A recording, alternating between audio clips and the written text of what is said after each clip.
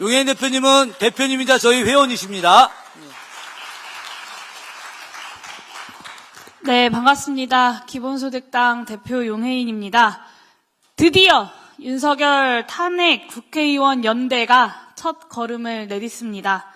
지난 여름부터 140만 명의 국민이 탄핵소추안 발의에 동참하면서 국정 운영에 대한 경고를 밝혀왔습니다. 하지만 대통령의 지난주 기자회견은 분란 민심에 기름을 부어버렸습니다. 민심을 짓밟고 서서 정말로 지지율이 1%가 될 때까지 폭주하겠다라는 대통령의 뜻을 우리는 기자회견을 통해서 확인할 수 있었습니다. 감히 국민과 맞서겠다는 선전포고였습니다.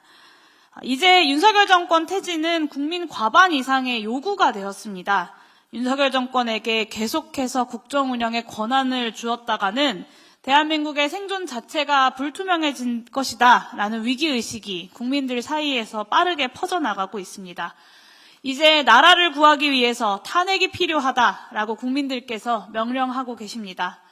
존경하는 선배 동료 의원 여러분, 그리고 국민 여러분, 지난 총선에서 국민들께서 여기 있는 야권 의원들에게 의석 과반 이상을 모아주신 데에도 민주진보 진영이 하나가 되어서 윤석열 정권을 심판하라는 국민들의 뜻이 있었습니다. 과연 우리가 국회가 지난 몇 개월 동안 이 국민의 명령을 잘 수행해 왔는가를 돌이켜보면 반성적 평가는 피하기 어려울 것 같습니다. 야권 내에 대통령 퇴진에 대한 공감대가 분명히 존재하지만 이 공감대가 하나의 힘으로 모여왔는가에 대해서는 아직 국민들께서 조금 의문을 갖고 계신 것 같습니다. 80%가 넘는 국민이 정권에 대한 부정평가를 보내고 있는데 이 분노한 민심이 광장에서 아직 모이지 못하고 있습니다. 분노한 국민이 거리로 나와서 주권자로서 목소리를 낼 수 있도록 정당들이 먼저 합심해서 길을 트는 역할을 해야 한다고 생각합니다. 분노한 민심이 정권교체의 파도가 될 수 있도록 국민들에게 광장을 돌려드려야 할 것입니다. 윤석열 정권 퇴진을 위해서 정당과 시민사회 그리고 국민과 하나 되어서 함께 나아가는 범국민 연합이 저는 필요하다고 생각합니다. 안정적이고 평화로운 정권 이양을 위해서라도 범국민 연합은 필수적이라고 생각합니다. 대한민국 민주주의 역사의 큰 파도 뒤에는 언제나 정당과 시민사회 그리고 국민들의 연합이 있었습니다.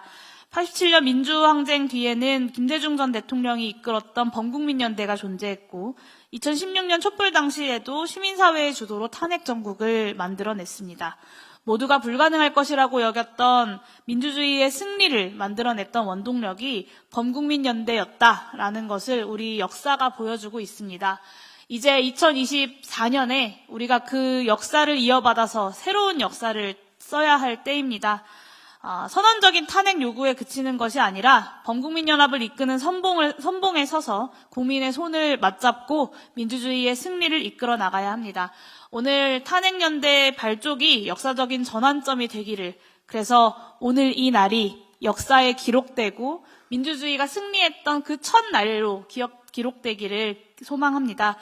저와 기본소득당도 민주주의의 승리를 위해서 최선을 다하겠습니다. 감사합니다. 예, 고맙습니다.